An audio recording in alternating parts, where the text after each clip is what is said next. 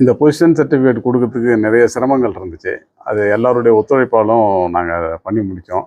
அதுக்காக நீங்கள் ஒரு ஒரு நன்றி கடன் பண்ணுற மாதிரி இந்த மிகப்பெரிய நிகழ்ச்சியை நடத்துனதுக்கும் நீங்கள் எங்களுக்கு மரியாதை செஞ்சதுக்கும் எங்கள் அனைவரின் சார்பாகவும் நன்றி தெரிவித்துக் கொள்கிறோம்.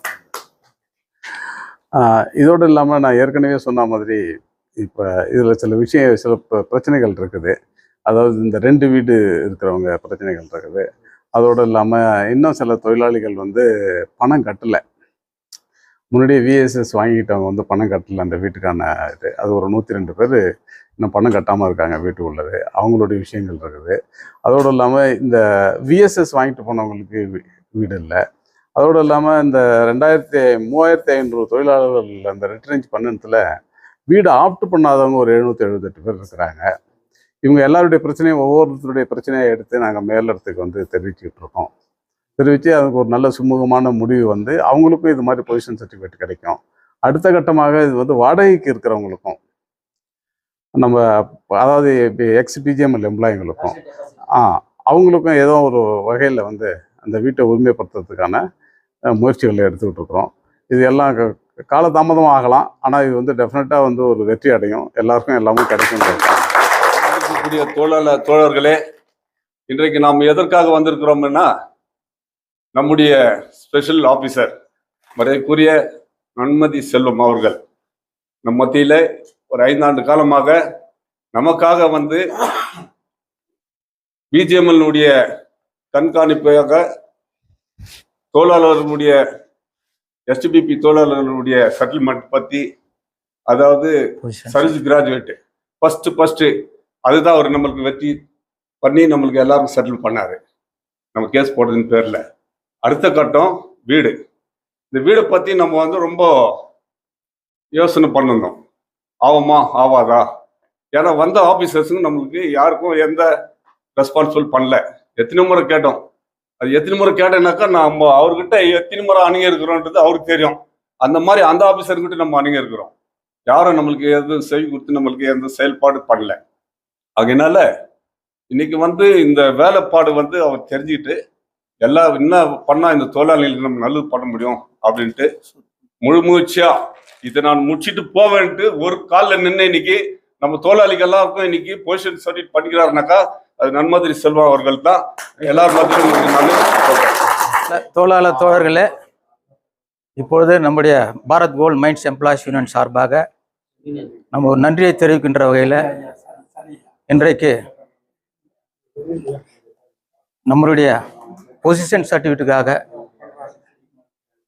ரொம்ப சிரமப்பட்டு, குறிப்பாக சொல்லணும்னு சொன்னால் நம்முடைய ஓஎஸ்டி சார் அவர்கள் இன்னைக்கு மீடியாவில் பேட்டி கொடுக்கும்போது தான் அது எவ்வளோ சிக்கல் எவ்வளோ பிரச்சனைங்க இருந்து நம்மலாம் தெரிஞ்சுக்கணும். அந்த வகையில் இந்த நம்முடைய யூனியன் சார் நடத்த நிகழ்ச்சிக்கு நம்முடைய சார்பாக நாம் அவரை வாழ்த்துகின்றோம். அதே போல் நம்முடைய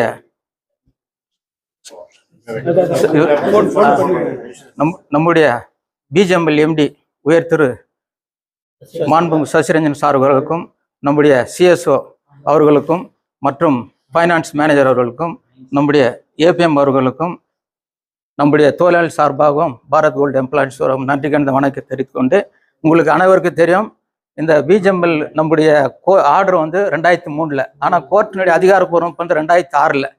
அது இவ்வளோ காலமும் நமக்கு கிடைக்காம இருந்தது. ஆனால் இவருடைய பீரியடில் அதுக்கான முயற்சி எடுத்து இங்கே இருக்கிற ஆஃபீஸருங்க மற்றவங்கெல்லாம் சேர்ந்து நமக்கு இந்த ஒரு பொசிஷன் சர்டிஃபிகேட் கொடுத்துருக்காங்க. அதுக்காக நம்ம நன்றி தெரிவிக்கிறோம். அதே வகையில் இன்னைக்கு பிஜிஎம்எல்ல இன்னைக்கு 3 தலைமுறை அந்த இடத்துல வாழ்ந்துருக்கிறாங்க. அவங்களுக்கும் இதே மாதிரியான ஒரு கட்டாயமாக நமக்கு கிடைச்ச மாதிரி அவங்களுக்கும் பொசிஷன் கிடைக்கணும் அப்படின்ட்டு கேட்டுக்கொண்டு, அனைவருக்கும் பிஜிஎம்எல் பணிபுரிந்த தொழிலாளர் அனைவருக்கும் பொசிஷன் கிடைக்கணும்னு கேட்டுக்கொண்டு, ஆண்டு பிஜிஎம்எல் தொழிற்சங்கம் மூடப்பட்டதாக மத்திய சர்க்கார் அறிவித்தது.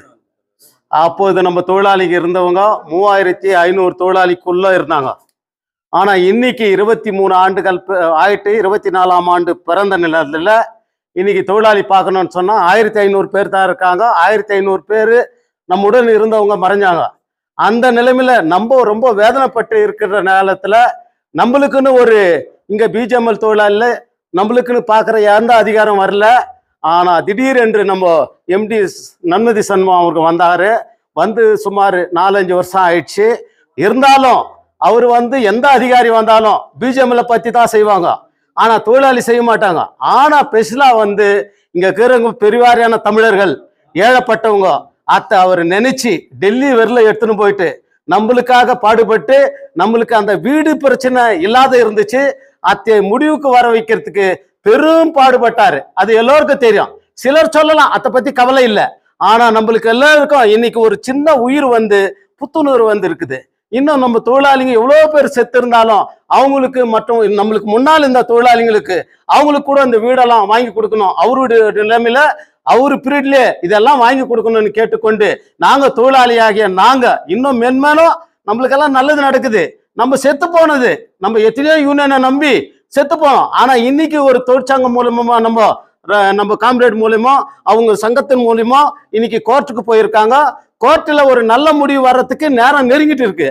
அந்த நிலைமையில அது வராதுக்கு முன்னே நம்மளுக்கு ஒரு சந்தோஷமான நிலைமையை ஏற்படுத்த அந்த அதிகாரிக்கும் அவருக்கு ஆதரவு இந்த அதிகாரிகளுக்கும் நம்மளுடைய பிஜிஎம்எல் தொழிலாளிகள் சார்பாக நன்றி வணக்கத்தை கூறி,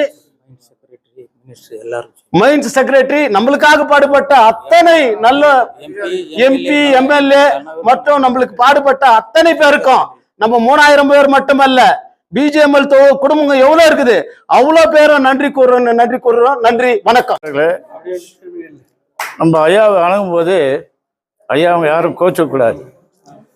இந்தி நமக்கெல்லாம் புரியல, ஆனால் நம்ம ஒதுக்கல. இந்தியை நம்ம வெறுக்கல.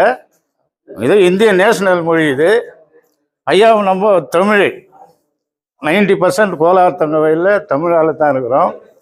நம்ம ஐயாவை கேட்கும்போது ரொம்ப அருமையாக அதிகாரிங்க ஒரு எம்டி அதிகாரிங்களை வந்து நம்ம அருமையாக நேசித்து வீடெல்லாம் கேட்டோம். ஐயா இந்த மாதிரி 2 வீடு இருக்குதுங்க, அது என்ன பண்ணுறீங்க? ரொம்ப ஏழைங்கெல்லாம் ரொம்ப வறுமையால் வாழ்கிற ஏழைங்க, அதனால் உங்கள் தயவு நாங்கள் தமிழில் தான் சொல்ல முடியும், நாங்கள் வேறு இந்தியெல்லாம் எங்களுக்கு தெரியாதுன்னு போது எந்த வீடையும் எடுக்கிறதில்லன்னு சொன்னார். நான் மேல் இடத்துல பேசி இதை ஒழுங்கு பண்ணி என்னால் எவ்வளோ உதவி செய்ய முடியுமோ அந்த உதவியெல்லாம் தொழிலாளர்களுக்கு நான் கண்டிப்பாக செய்வேன் நம்ம உறுதி கொடுத்தாரு.